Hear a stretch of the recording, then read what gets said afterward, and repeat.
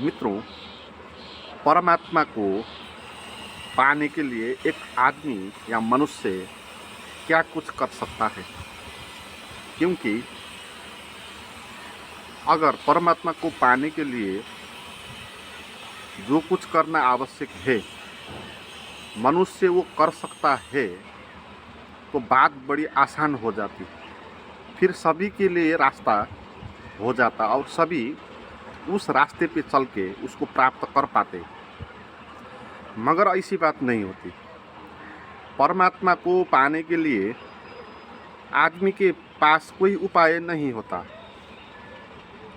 अभी तक जिन्होंने भी परमात्मा का अनुभव किया होगा, किसी ने भी अपने बल से, अपने ताकत से, अपने श्रम से उसको नहीं पाया।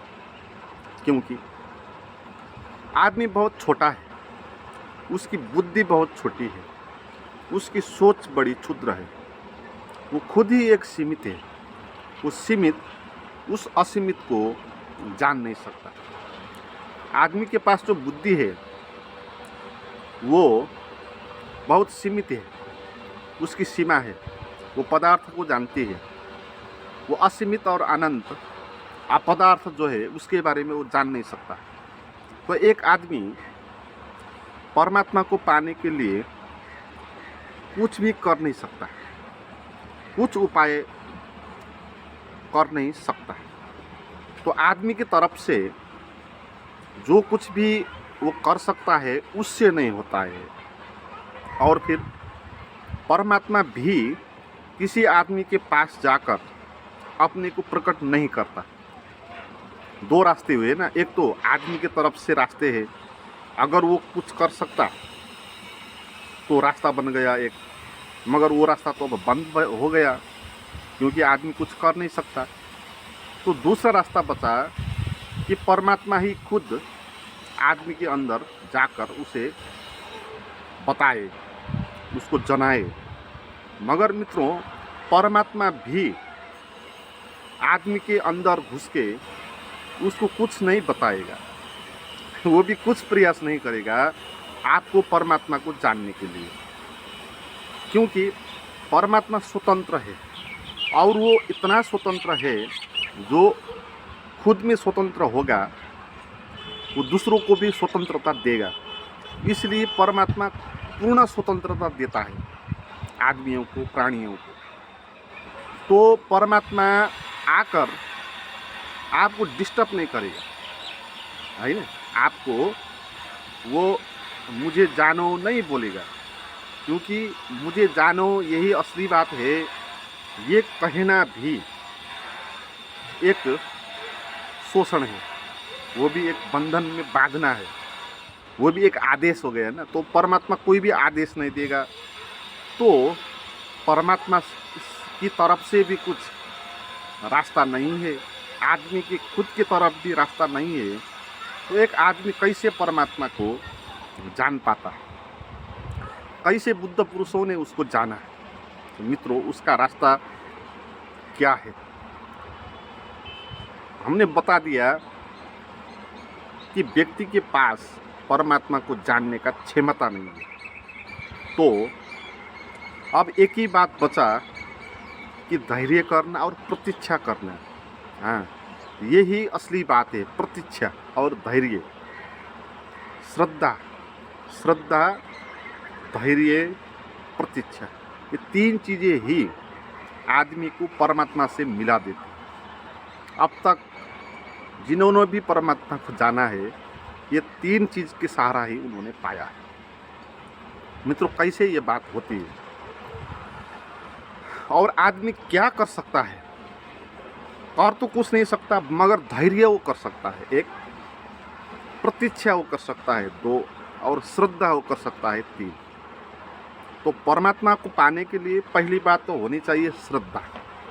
श्रद्धा का मतलब क्या है कि आपको उस पर विश्वास होना चाहिए।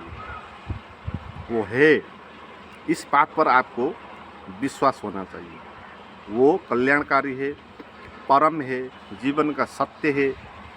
तत्व चिंतन करके, गुरुओं को पढ़ के, शास्त्रों का अध्ययन करके आपको निश्चित होना चाहिए कि वो है।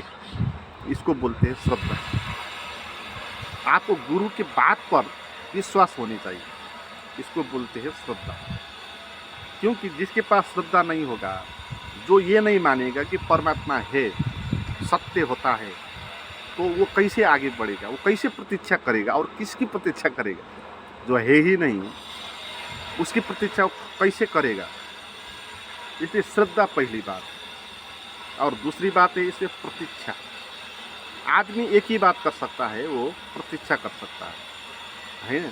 तो प्रतीक्षा का मतलब क्या है कि आपने सभी उपाय को अपना लिया और कुछ नहीं हुआ, और परमात्मा की तरफ से भी कुछ हो नहीं रहा है।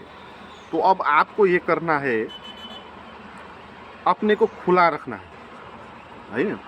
आपको खुला रखना है अपने को, अपने जो भी द्वार दरवाजे है वो खुला कर देना है। जैसे बाहर सूरज की रोशनी पड़ रही है, मगर आपने द्वार और दरवाज़ा बंद किया है, तो आपके कमरे के अंदर सूरज की रोशनी नहीं पहुंचेगी। मगर आपने दरवाजे की जो दरवाज़ा है उसको आपने खोल दिया, तो सूरज की किरण आपके कमरे में प्रवेश कर पाएगी। तो सूरज की किरण को आपके कमरे के अंदर पहुंचाने में आपने कुछ नहीं किया। आपने सूरज की किरण को तान के उधर नहीं लाया, वो अपने आप ही आया। मगर आपने क्या किया कि जो बाधा था सूरज की किरण आपके कमरे में आने में, दरवाज़ा बंद था, जो बाधा हो गया था रास्ते में, तो आपने वो बाधा को हटा दिया। तो हटाने के बाद क्या हो गया, सूरज की रोशनी आपके कमरे में आ गई। ऐसे ही परमात्मा की रोशनी भी चारों तरफ फैली ही हुई है, सदा से सभी वक्त है ही। और हमारे दरवाजे जो है बंद है। दरवाज़ा माने हम जो धारणाएं मानते हैं, विचार मानते हैं, मन में जो द्वंद्व हमारा चलता है, विश्वास अंधविश्वास की जो बातें हैं, तो वो सब बात ने दरवाज़ा का काम किया है और वो रास्ते को उसने ब्लॉक कर दिया है। तो आपको क्या करना है, खुले होना है, खोल देना है, अपने मन को खोल देना है। अपने मन को खोलने का मतलब क्या है कि उस पर दबाव नहीं डालना है। मन को ना गलत बोलना है ना सही बोलना है ना, उसको खोल देना है। आपने बंद करके रखा है ना मन को, जैसे दरवाज़ा बंद करते हैं इसी तरह आपने दरवाज़ा बंद किया है।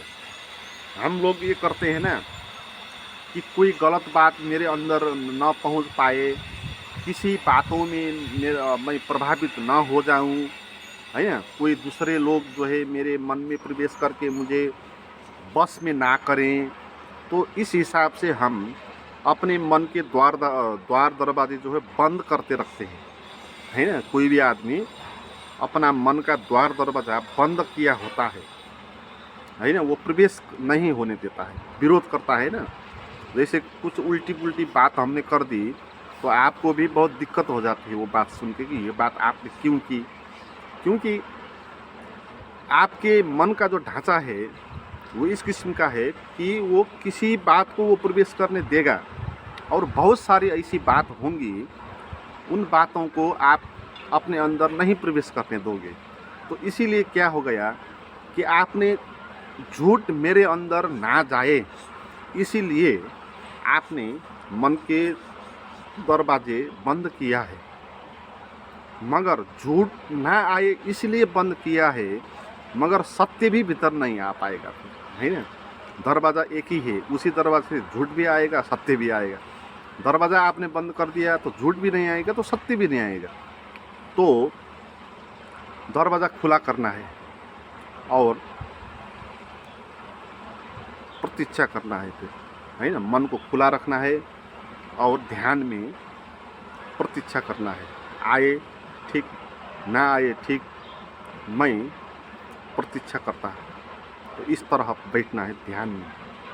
जब इस तरह आप बैठेंगे तभी परमात्मा का बोध होना शुरू हो जाएगा, क्योंकि यही एक शर्त है परमात्मा को पाने के लिए। हम कुछ नहीं कर सकते, असहाय अवस्था में बैठना है, अहंकार को मिटाना है। अहंकार क्या है? अहंकार यही है कि मैं कुछ कर सकता है ना, यही अहंकार है। जब आप ये बोलेंगे कि मैं कुछ नहीं कर सकता, मेरी बस की बात ये है नहीं, तभी क्या हो जाएगा कि आपका अहंकार विलीन हो जाएगा। उसको खड़े होने के लिए जगह नहीं बचेगी आपके अंदर, है ना। तो अहंकार नहीं बचेगा तो आप मन को खोल देंगे और धैर्यता के साथ आप बैठेंगे। हो भी ठीक, ना हो भी ठीक, मैं कुछ नहीं कर सकता, सब प्रभु की कृपा। तो इस भाव से जब आप बैठेंगे तब उसका अनुभव होना शुरू हो जाएगा। वही एक शर्त है ना। तो इस तरह अपने द्वार दरवाजे खुला रख के श्रद्धा के साथ, प्रतीक्षा के साथ, अहोभाव के साथ, निरअहंकार के साथ बैठना सीखना है। फिर अपने आप परमात्मा का उदय हो जाता है। तस्य बोधोदय, फिर उसका बोध उदय होता है। जब उसका उदय होता है इस परमात्मा का, फिर हमारे जीवन में जो भी अंधकार है, जो भी समस्याएं हैं, जो भी बंधन है, अपने आप वो विलीन हो जाता है। हम अपने जीवन के अंधकार और अज्ञान को विलीन कर नहीं सकते, हमारे पास वो क्षमता है नहीं। तस्य बोधोदय, जैसे अष्टावक्र बोलते हैं ना, जब उसका उदय होगा, बोध का उदय होगा, तभी जीवन का भ्रम जो है खत्म होगा। तो इसीलिए मित्रों, तस्य बोधोदय, तो उसका उदय करना है अपने जीवन में, उसका वर्ण करना है, परमात्मा को वर्ण करना है। तो उसको वर्ण करने की कला यह है जो मैंने बताई। मित्रों, इस बात को ध्यान में रखकर परमात्मा को अनुभव करने की कला गाइडेड मेडिटेशन के द्वारा अगर मुझसे आप जानना चाहते हैं तो मेरी कुछ प्राइवेट मेडिटेशन की वीडियो आपको सहायता पहुंचा सकते हैं। आप उसके लिए मुझे व्हाट्सएप पर बात करें, उसका नंबर डिस्क्रिप्शन में दिया हुआ है। और मेरे इस कार्य को आगे बढ़ाने में कुछ डोनेशन करना चाहते हैं तो उसके लिए भी आप व्हाट्सएप पर बात करें। Thank you.